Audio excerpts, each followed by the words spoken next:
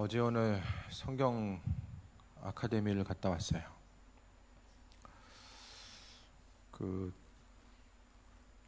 우리나라에서 가장 좀 유명한 구약 교수님이 계신데 그분 주최하는 성경 세미나를 또 학교 식구들하고 같이 갔다 왔어요. 근데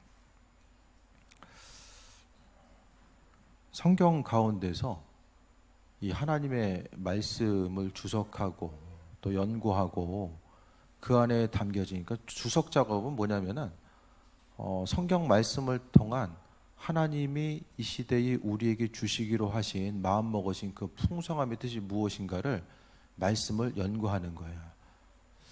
그 연구는 어떤 이공계열에 있어서의 이게 연구가 그게 연구가 아니라 뭐 그것도 연구겠지만은 이 성경 말씀을 대하고 저는 뭘 느꼈냐면은 이게 예술 작업이구나. 이 예술 작품을 하나로 조각하거나 그림을 그리거나 어떤 창작 활동 이것과 전혀 이게 비길 바가 없는 것이 이게 성경 말씀인 거예요. 성경 한 구절 두 구절을 통한 이 풍성 하나님의 뜻. 그러니까 말씀을 이렇게도 보고 저렇게도 보고 한 말씀 이게 한 군데를 한 100번씩 읽다 보면서 답이 안 나오면 계속 답이 나올 때까지 이제 읽어보고 이런 걸 보니까 이게 성경 자체가 이게 금맥이구나. 금맥. 아주 놀라운 거를 경험을 했어요. 그래서 그냥 지나쳤던 그런 본문들도 정말로 그 의미성을 보다 보면 하나님의 놀라우신 계획과 그 인도하심 자체가 그 안에 숨겨져 있구나. 그걸 또 경험했거든요. 그래서 이 말씀이 그 어느 것보다도 이 말씀, 특히 이제 여러분이 할 수 있는 건 큐티죠. 큐티 한 구절 한 구절에 남아있는 그 속에 담겨진 하나님의 뜻과 그 풍성한 것, 그 모든 것들에 대해서 우리가 바라보다 보면 정말로 이 하나님의 뜻과 인도하심을 바라볼 수 있지 않을까. 그래서 나중에 좀 기회가 되면 이 성경을 연구하는 그 방법들, 연구라는 게 복잡한 게 아니라 깊이 내가 하나님의 말씀을 좀 묵상할 수 있는 방법들, 그런 것들.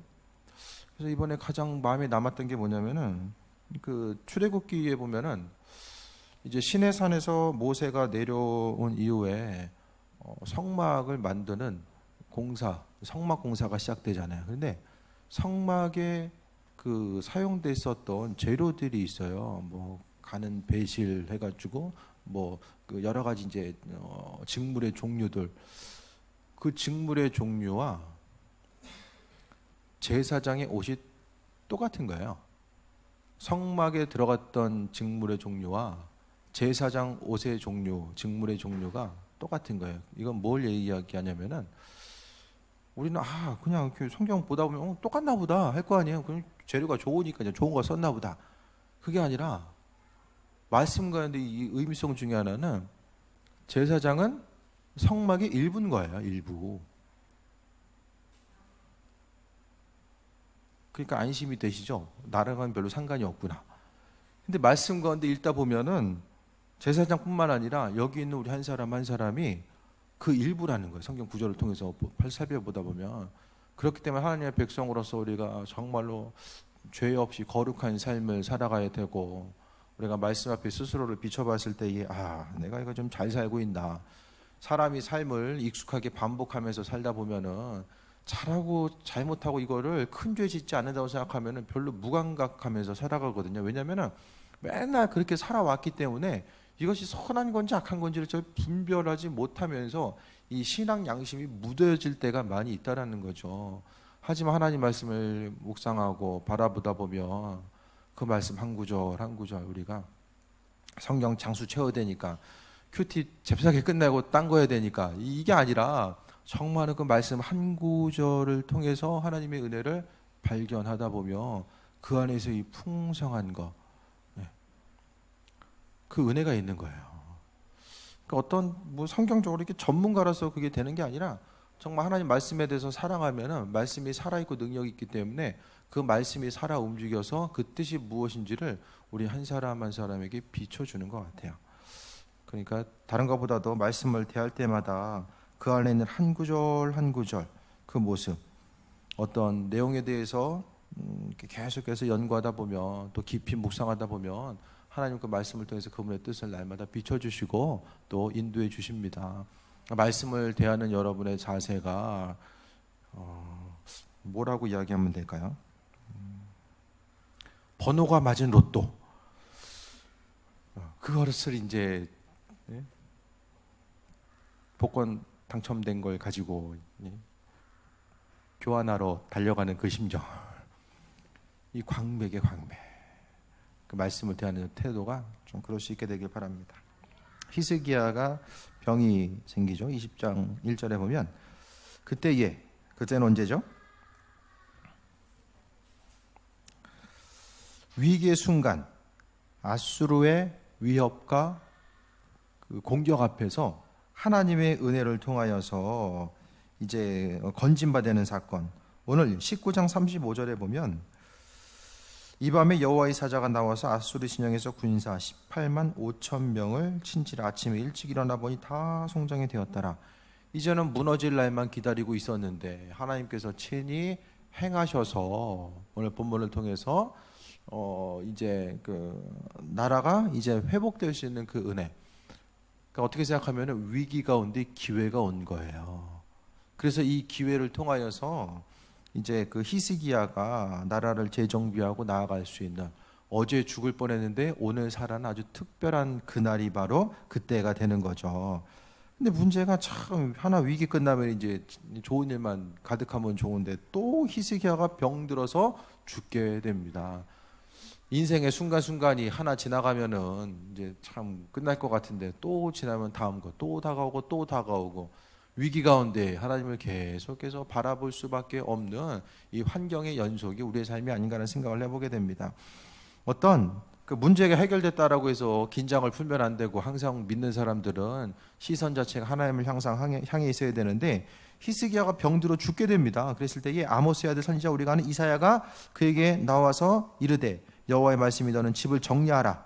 내가 죽고 살지 못하리라 하셨나이다 라고 이야기합니다. 너 이제 집 정리해라. 뭔 소리예요? 방빼라는 거죠. 이제 갈 때 됐으니까 방빼라는 거예요. 그래서 내가 죽고 살지 못하리라 이야기합니다.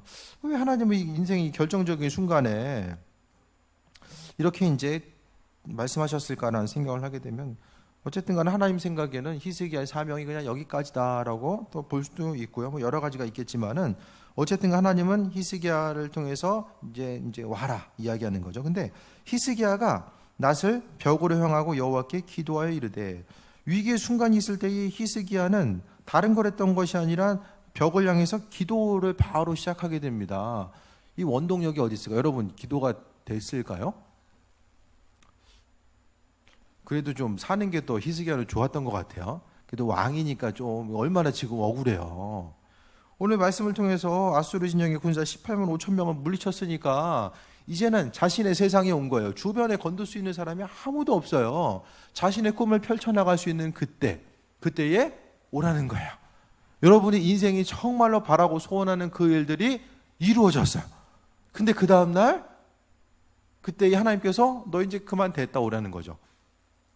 가장 소원하는 바가 뭐가 있으십니까? 인생의 정점에 하나님이 오라면 가는 거죠. 내가 죽고 살지 못하리라 했을 때에 히스기야는 기도하게 됩니다. 그럼 어떻게 히스기야는 기도할 수 있었을까? 그것은 우리가 그 기도를 통해서 기도의 응답을 경험하는 것이 그래서 중요해요. 히스기야는 하나님께서 18만 5천 명의 아수르 진영의 군사들을 어떻게 다루신지를 봤어요. 보고 경험하니까 자신이 경험하게 되는 이 어려움 앞에서 하나님께 간구할 수 있는 그 마음의 중심이 있었던 거죠. 대부분의 사람들, 여러분, 하나님께서 너 이제 죽는다 방 빼라 했을 때에 주님 제가 준비가 돼 있습니다. 왜 이제 오셨어요? 힘들 때는 빨리 손 가고 싶다라고 생각할지 모르겠지만은 막상 그때가 되면 주님 제가 빨리 가고 싶습니다. 그게 아니라 그때가 됐을 때는 정말 하나님 향해서 기도하는 것이 쉽지 않을 거예요. 그런데 위기의 순간에 하나님을 경험했었던 이 자신의 이 경험 자체가 순간순간 더 하나님을 향할 수 있는 그 은혜를 경험하게 된 것입니다. 3절에 여호와여 구하오니 기도한 거죠. 낯을 벽으로 하고, 그러니까 얼굴빛을 벽 보고 기도한 거예요. 벽 보고 왜 기도해요? 벽 보고 왜 기도해요? 간절하게 집중해서 기도하는 거죠. 계속해서 다른 곳에 중심 두지 아니하고 계속해서 벽을 보면서 진실하게 기도했다라는 거예요. 그래서 3절에 내가 진실과 전심으로 주 앞에 행하며 주께서 보시기에 선하게 행한 것을 기억하옵소서 하고 히스기야가 심히 통곡하였더라라고 이야기합니다. 근데 히스기야가 하나님을 위해서 뭘 그렇게 많이 했는지는 모르겠어요. 성경에 그가 뭐 하나님께 뭐 잘 보이고 이것저것 했다는 얘기는 별로, 그것보다는 오히려 하나님께서 히스기야에게 행한 일들이 훨씬 더 강조되고 있죠. 아무튼 나름대로 뭘 한 것 같아요. 하나님 보시기에. 여러분도 그렇게 좀 기도해 보세요. 주님, 제가 좀 힘들지만 제가 주님께 옛날에 좀 이렇게 한 거 아시죠? 좀 기도 좀 그렇게 해보신 적 있으세요? 이게 근데 먹혔어요, 히스기야가. 제가 힘들지만은 제가 진실과 전심으로 주 앞에 행했다. 그러니까 평상시의 삶이 주님 앞에서 전심으로 진실하게 주님 앞에 살아가는 게 중요하죠. 뭐 여러 가지가 있죠. 하나님 보시기에 말씀대로 살아가고 뭐 여러 가지가 있겠지만은 중요한 거 정말 주님 앞에 진실한 것 같아요. 이 진실하다라는 이 말 앞에는 너무나도 이제 많은 것들을 포함하고 있지 않을까라는 생각을 하게 됩니다. 하나님 보시기에 정직하고 진실한 자. 하나님께서 우리를 일컬으셨을 때에 참 진실한 사람으로서 우리를 불러주시면은 그게 얼마나 감사해요. 그래서 히스기야는 나름대로 생각했을 때에 진실하고 전심으로 행한 것, 선하게 행한 것을 기억하옵소서라고 이야기합니다. 첫 번째는 주님 앞에 내가 진실히 행했던 것. 그러니까 평상시의 삶을 하나님 앞에 기도하는 일꾼으로서 기도하면서 하나님 앞에 서기 위해서는 진실해야 돼요. 마음에 진실함이 없으면 성경은 하나님께서 우리의 기도 제목을 들지 않으신다라고 분명히 말씀하잖아요. 그러니까 주님께서 원하시는 마음의 진실함이고 행한 것을 기억하옵소서. 여러분도 한번 기도해 보세요. 주님, 제가 주님 앞에 정말 내가 힘들고 어려웠지만은 주님 앞에 이렇게 행한 거 주님 기억하시고 은혜 더하시기 바랍니다. 자신의 공로를 이야기하는 것이 아니라 주님 앞에, 그것도 겸손한 마음으로 하나님 앞에 기억하시고 은혜로 도와시고 인도하심에 대해서 간구하는 거죠. 그 다음에 심히 통곡하였더라. 눈물의 기도. 되게 절박한 거예요. 지금 히스기야의 기도를 통해서 뭐가 느껴지세요? 절박한 거. 사람이 웬만하면 지나간 일 안 꺼내내잖아요. 얘 부탁해야 돼요. 옆 사람한테 부탁해야 되는데 너 옛날에 내가 이거 이렇게 해준 거 알지? 그런 거 이제 얘기할 때가 있을 수 있잖아요. 그죠? 웬만하면은 그런 얘기 잘 안 하는데 급하면 이렇게 이야기할 수도 있잖아요. 하나님 향해서 제가 옛날에 했던 것을 기억하시고 그냥 했던 것이 아니라 진실과 전심으로 주 앞에 행하는 거예요. 그래서 히스기야가 심히 통곡했어요. 왜 통곡했어요? 죽기 싫으니까. 그냥 죽는 게 아니라 이 인생의 정점 가운데 지금 행해야 될 그때의 이제 죽음의 순간 앞이 놔두고 심히 통곡했습니다. 간절한 기도잖아요. 주님 앞에 신실한 자로서 하나님 앞에 간절히 기도하면은 하나님께서 응답하시고 인도하신다라는 사실을 히스기야 예를 통해서 우리가 분명하게 볼 수 있게 됩니다. 그런데 4절에 이사야가 성읍 가운데까지도 이르기 전에 여호와의 말씀이 그에게 임하여 이르시되, 그러면 히스기야가 얼마큼 기도했어요? 몇 날 며칠 금식 기도한 것 같지는 않아요.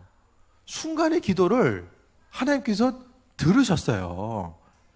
그러니까 하나님은 무조건 기한이 차야지만 이게 되는 것이 아니라 하나님께서 오늘 히스기야가 병들어 이제 죽게 되었을 때에 이제 곧 너는 집을 정리하라 이야기하잖아요. 그러니까 얼마 안 되는 이 급한 순간 가운데서 하나님께서는 바로 기도의 제목들 가운데 응답하시고 함께 하셨던 것을 보게 됩니다. 간절한 기도. 그러니까 내가 기도하지 않는다는 것은 내가 별로 급하지 않은 거예요. 내가 안 급한데 하나님이 급하십니까? 하나님 급할 게 뭐 있어요? 우리의 삶을 통해서 정말로 이거 하나님 들어주시면 좋고 아니면 어쩔 수 없습니다가 아니라 우리가 정말 주님 앞에 신실한 일꾼으로서 바로 서서 간절한 기도가 왕이 심히 통곡했다라는 것은 그냥 눈물 몇 방울 이렇게 훌쩍거리면서 기도한 것을 통곡했다라고 이야기하지 않습니다. 다른 사람들이 들을 수 있도록 정말로 자신이 구체적으로 왕이 울음소리를 내면서 통곡하면서 어떻게 생각하면 좀 가슴을 쳐가면서 이제 기도한 거죠. 그랬을 때에 하나님께서 이사야를 통하여서 또 말씀을 하고 있음을 보게 됩니다. 급하면 급한 대로 인도하시고, 그러니까 중요한 것은 마음의 간절함과 그 진실함이 하나님 앞에 온전히 서 있는가, 그거죠. 또 한 가지는 중요한 건 뭐냐면은 하나님께서 마음을 바꾸신다라는 거예요. 성경의 많은 부분. 하나님은 히스기야를 통하여서뿐만 아니라 우리 삶을 통해서도 마찬가지입니다. 분명한 깜짝 놀랐어요. 말문이 트이려고 하나 봐요. 이제 까먹었어. 깜짝 놀랐나 봐요. 심히 통곡함을 통하여서 하나님은 히스기야의 울음소리를 들으시고 급한 대로 응답하시고 마음을 바꿔주셨어요. 마음을 바꿔줍니다. 창조주 하나님이 왜 마음을 바꿔요? 하나님이 사람을 창조하고 나서 뭔가 좀 이득되는 점이 있었습니까? 아담과 하와를 만들고 나서 뭐 좀 덕본 게 있습니까? 하나님은? 부모가 자녀를 왜 낳습니까? 열심히 키워서 효도받아야지, 그거 생각하고 자녀 낳습니까? 그런 분 있으세요?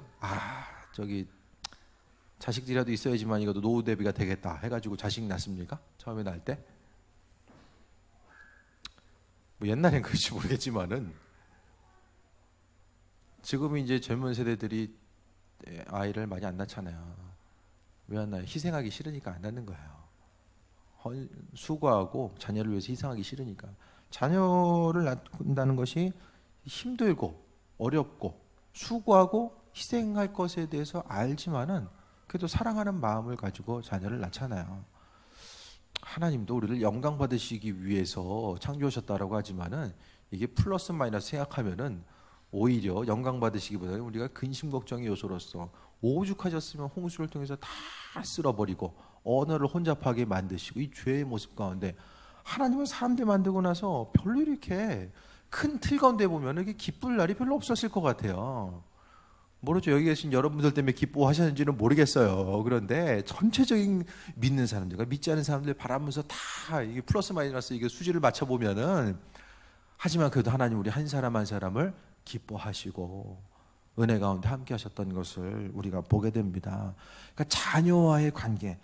그러니까 하나님은 이 성경을 통해서, 구약 성경을 통해서 특히 보게 되면 이 신실하시고 선하신 하나님, 아주 세밀하시고 그 은혜로 베푸시는 그 풍성함의 뜻을 우리가 발견하게 돼요. 오늘 본문을 통해서도 하나님이 이 마음 먹으셨는데, 이 창조주 하나님이죠. 창조주 하나님. 창조주가 말씀하고 나서 바로 마음을 바꿔요. 이거 어떻게 이해하시겠어요? 창조주께서 마음을 바꾼다니까요. 사람끼리라도, 왕도 그 당시에 보면은 말한 것에 대해서 자기 말 바꾸는 게 쉽지 않잖아요. 왜 그렇습니까? 자신의 권위 때문에. 근데 하나님 마음을 바꾸신다니까요. 왜? 사랑 때문에. 자녀를 향한 사랑 때문에 마음을 바꾸신 거예요. 지금도 마찬가지입니다. 하나님의 계획하심과 인도하심이 있지만 우리 한 사람 한 사람을 향한 그분의 사랑과 인도하심 때문에 그분의 마음을 바꾸시고 계획하시고 예비하시는 그 모든 것들에 대해서 우리가 볼 수 있게 됩니다.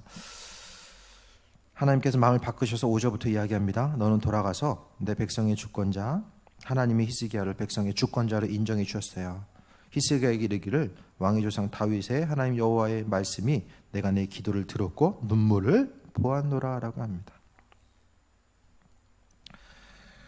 백날 기도해도 달라지는 게 아무것도 없는 것 같고 눈물을 흘려도 내 눈물 알아줄 사람이 누가 있을까, 그렇게 생각될 때도 많이 있을 거예요.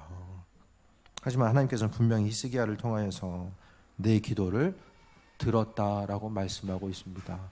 때로는 우리가 기도하고 무슨 기도했는지도 잊어버리고 또 마음속에 어려움을 가지고 있을 때도 있었고, 때로는 하나님께 통곡하는 심정을 가지고 주님 앞에 간구했던 순간들도 있을 거예요. 그런데 하나님은 오늘 본문을 통해서 보았고 기도를 듣고 눈물을 보았다라고 말씀합니다. 이것은 상징적인 의미가 아니에요. 하나님께서 친히 우리의 삶의 여정 가운데 함께해서 보고 듣고 계신다라는 사실을 말씀하고 있습니다. 그래서 내가 너를 낫게 하리니라고 합니다. 결국 눈물의 기도가 하나님의 마음을 움직인 거예요. 떼쓰는 기도가 아니라 평상시에 그가 이제 히스기야 하나님 앞에 진심과 3절을 통해서 전심으로 주 앞에 행했다라는 것이 거짓말 안 했을 거야. 하나님 앞에서 거짓말했겠습니까? 자신이 생각하기에 나름대로 하나님 앞에 진실한 일꾼으로서 서고자 했을 때 하나님께서 그것에 대해서 눈물의 기도를 들으시고 그에게 기회를 주시고 은혜로 인도해 주셨음을 보게 됩니다. 믿는 자로서 정말 하나님의 뜻을 정해놓고 우리를 조종하시는 분이 아니라 하나님 우리를 사랑하시고 인도하셔서 그분의 뜻을 베푸시고 예비하시는 분임을 분명히 말씀하고 있습니다.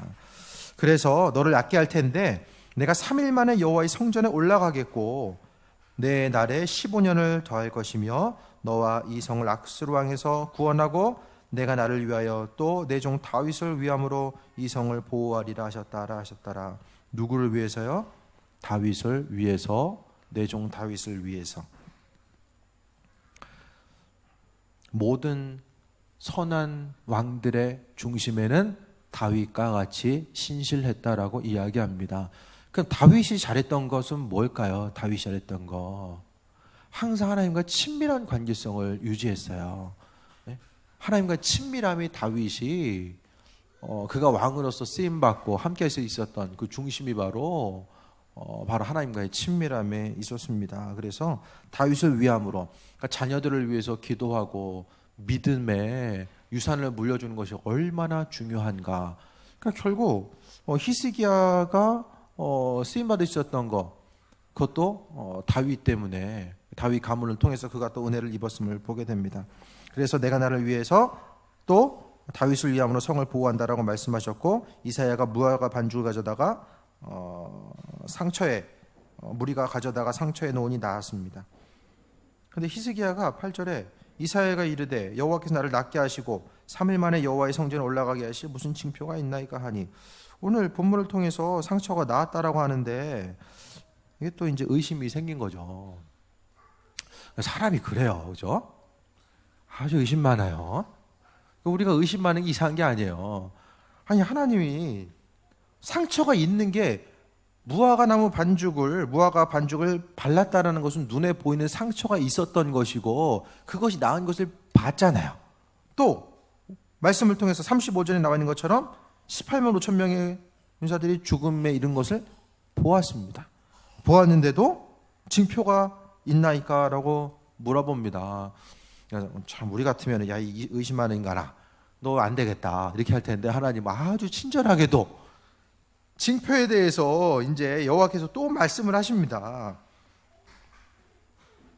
9절에 이사야가 이르되 여호와께서 하신 말씀을 응하게 하실 일에 대하여 여호와께로부터 왕에게 한 징표가 이 말이다. 해 그림자가 10도 나아갈 것이니까 10도를 물러갈 것이니까 하니 10도를 앞으로 나아갈 수도 있고 뒤로 물릴 수도 있다라고 이야기하죠. 히스기야가 대답하되 그림자가 10도 나아가기는 쉬우니 그리할 것이 아니라 10도가 뒤로 물러갈 것이니이다.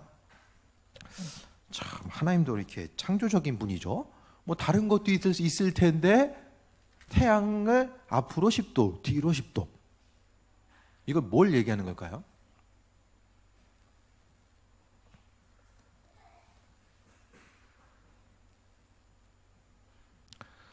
이 당시에는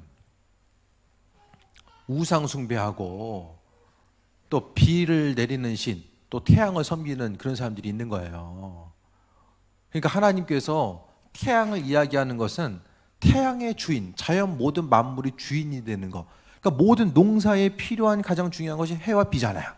그 해까지라도 하나님의 장중 안에 있음에 대해서 오늘 말씀을 통해서 이야기하는 거죠. 해의 그림자, 해를 움직임을 통해서.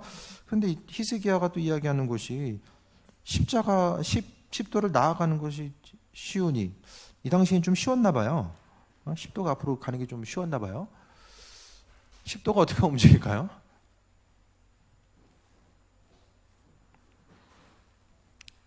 그림자가 이제 점점 이제 해가 앞으로 움직이는 걸 봤으니까 그건 쉬울 텐데, 그냥 있으면은 이거 시간 가가지고 이거 흘러간다 보다 그렇게 생각했겠죠.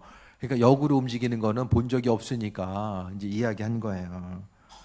선지자 이사야가 여호와께 간구하며 아하스의 시계 위에 나아갔던 해 그림자를 10도 뒤로 물러가게 하셨더라라고 합니다. 표적을 구할 때 하나님께서 책망만 하신 것이 아니라 하나님은 친절하게도 성경을 보면은 야, 너 의심 있어가지고 너 표적 구하는구나. 너 안 되겠다. 이런 말씀하지 아니하시고 구했을 때 하나님께서는 그 한 구절 말씀에 또 응답하시고 함께 하시는 거. 모세를 통해서도 그러셨고 기드온을 통해서도 그러셨고, 표적을 구하고자 했을 때에 하나님께서는 친히 응답하시고 인도하셨던 그 세밀하신 하나님의 사랑과 인도하심. 구약에 나오는 하나님은 두렵기만 한 무서운 하나님이 아니에요.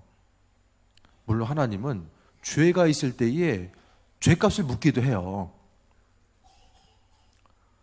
모세가 시내산에 올라갔을 때에 아래에서 뭐 하고 있었어요? 우상 숭배했잖아요. 금송아지 만들고. 그 중심에 누가 있었어요? 아론이 있었죠. 근데 사람들은 죽었는데 아론은 안 죽었어요. 왜 안 죽었어요? 모세 형이라서 안 죽은 거예요. 모세 형이라서 안 죽었잖아요. 아론 제사장인데. 근데 출애굽기 보면 성막이 만들어질 때에 제사장인데 제사장의 역할이 안 나와요. 아론의 역할이 없어요. 우상 숭배하다가 중심에서 배제된 거예요. 하나님 우리 사랑하시고 인도하시고 함께 하시는데 죄의 문제 앞에서 하나님 단호하게 행동하실 때가 있다는 거예요. 이 정도면 되겠지. 그게 아니라 우리는 하나님은 성실하시고 진실하시기 때문에 하나님께서는 그 성실과 진실함을 우리에게 요구하시고, 우리가 말하고 행동하고 움직이는 그 모든 것들의 동기가 어떠한가, 그것에 대해서 바라보시고 은혜로 임하시고 함께 하신 거예요. 우리의 마음에 진실함이 있을 때 하나님은 그분의 뜻을 이루시고 함께 하시며 우리와 교제하시고 동행하길 원하시고 우리를 그분의 일의 동역자로 인정하셔서 모든 일을 함께 더불어서 만들어 나가길 원하시는 그분의 풍성함의 뜻이 말씀 가운데 담겨져 있음을 보게 됩니다. 오늘 하나님의 인도하심 가운데 여러 가지가 있겠지만 본문을 통해 하나님 우리의 간절한 기도를 통해서 그분의 뜻을 마음을 바꾸시고 또 함께 하시고 인도하시는 것, 또 우리가 항상 하나님 앞에 진실한 자로서 눈물로써 간절하게 주님 앞에 기도하는 그 모습을 통하여서 하나님께서는 우리와 날마다 동행하시고 인도하신다라는 사실에 대해서 오늘 말씀을 통해 보게 됩니다. 표적을 구했을 때 하나님께서는 친절하게 히스기야에게 또 선택권을 주시고 그 말씀의 뜻대로 이루시고 인도하셨던 이 과정들을 또 우리가 살펴보았는데, 모든 순간순간이 하나님의 은혜 가운데 살고 있다라는 거, 오늘 하루의 삶도 하나님의 은혜 가운데 우리가 붙잡혀서 살아왔고 다음에도 마찬가지입니다. 하나님은 그분의 뜻을 돌이키시기도 하시고 또 함께 하시고 은혜로 베푸신다라는 것, 날마다 눈물의 기도, 간절한 기도를 통해서 우리는 하나님을 경험하고 위기의 순간에 정말로 벽을 바라보면서 통곡하며 기도했었던 그 히스기야의 기도, 그 마음의 심정이 우리에게 있어서 마음의 중심을 항상 그분께 두고 그의 도우심과 인도하심, 그 예비하심 가운데 승리하는 삶을 살아가야 됩니다.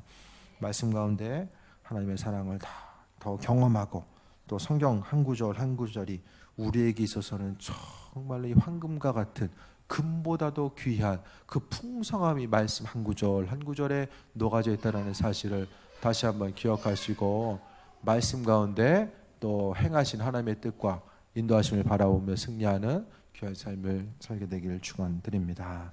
기도하겠습니다. 아버지 감사합니다. 우리의 삶이 날마다 주님 장중 안에 있습니다.